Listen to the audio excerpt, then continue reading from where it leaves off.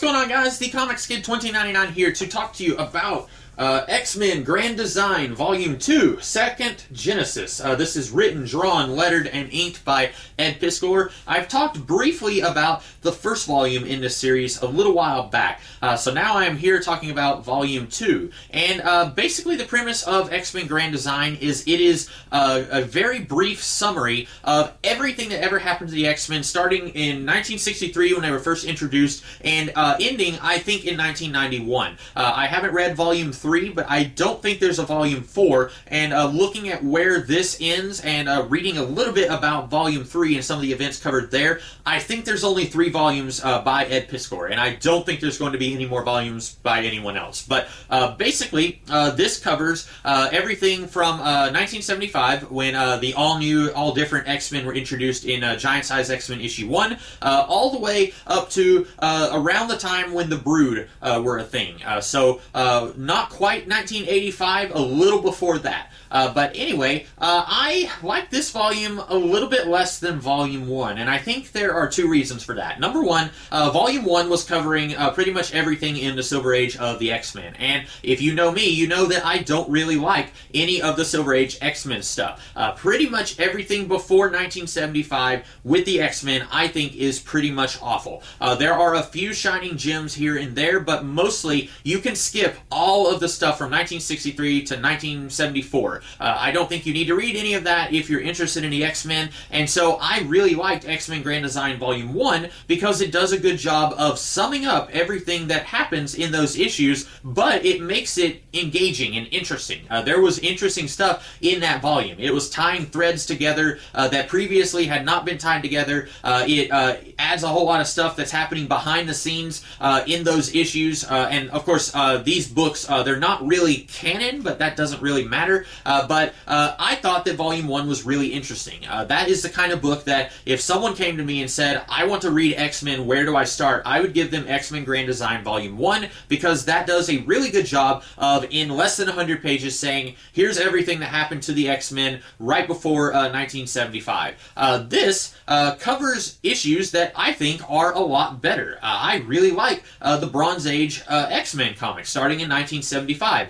It's pretty much the exact opposite of the Silver Age, in my opinion, where most of it is really good. You might occasionally have an issue that's not great, but most of the time, I think those issues are really good. So when I was reading this, it reminded me of these YouTube videos from forever ago called 30-Second Bunnies, where they will take a movie like Casablanca, and then there would be these animated bunnies reenacting the movie Casablanca in less than 30 seconds. This is the book version of that, where it takes not quite 10 years of comics and then tries to truncate it all down into less than 100 pages. There are 2 double-sized issues collected here, and also there's an oversized version of Giant Size X-Men issue 1, but I'm mainly just talking about X-Men Grand Design. So there's 2 giant-sized issue, double-sized issues, so it doesn't quite make it to 100 pages. And so being kind of familiar with some of those Bronze Age issues, some of them I hadn't read in a really long time, some of them I was very familiar with, I would be reading through it and I was thinking, okay, here's one panel that is encapsulating like 2 full issues of the X-Men.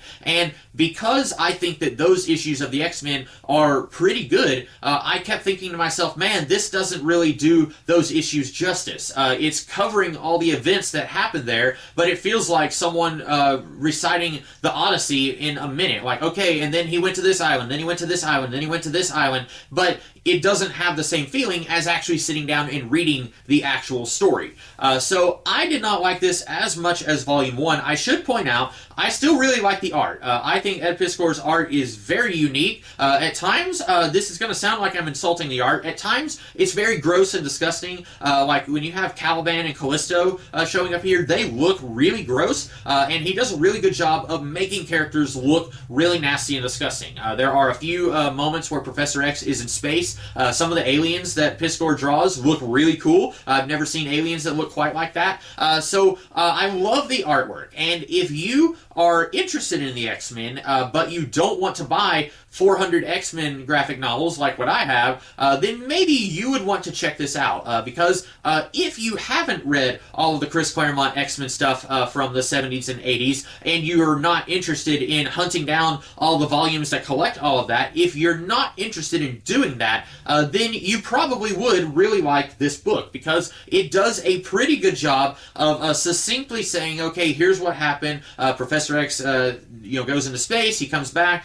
You've got a lot of stuff with Carol Danvers here, more than what I feel like was in the actual comics, because there are moments here where Carol Danvers is at the mansion, and there's that one issue that's shortly after Days of Future Past where Kitty Pryde is alone in the mansion and she fights a monster. In this book, Carol Danvers is actually there with Kitty, or she's there at one point in around that point. And I was thinking, I don't remember Carol Danvers being at the mansion at this time, but that's interesting. I like Carol and her interactions with the X-Men from the 80s, so it was cool to get to see her part kind of be expanded here. Also, it does change some things. It takes some liberties, and that was something that I noticed in Volume 1. There was one particular moment where I remember thinking, wait a minute, the events that this book is describing right here, they actually happened before these events over here. There was just like one moment of that in Volume 1. Here, it's very clear to me that anytime Ed Piskor makes a mistake, that it is deliberate. It's very clear he knows his X-Men. He knows what he's doing here. So whenever he does something here that does not line up with the actual issues that are being summarized, I have to assume that he's doing it for a reason.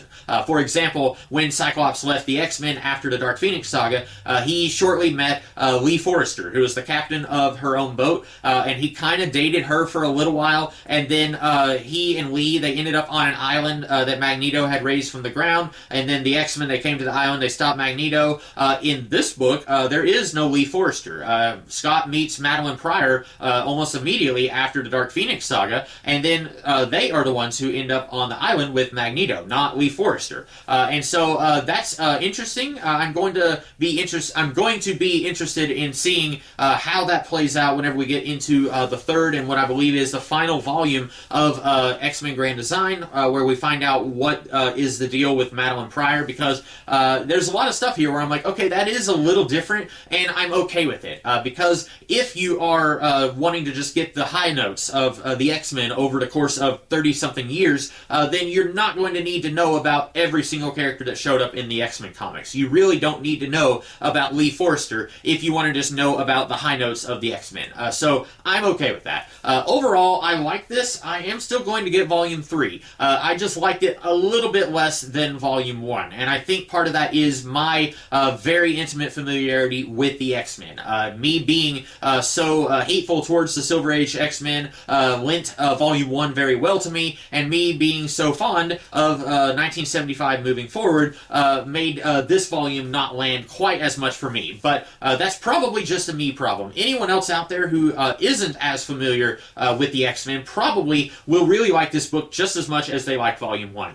So I am looking forward to reading Volume 3. I believe it is out right now, I just don't have it yet. But those are my thoughts on Volume 2, Second Genesis. So I hope you guys liked this video, and if you did, be sure to check me out in the future. I'll be doing some more videos. In the meantime, you guys have a great rest of your day. Catch you later.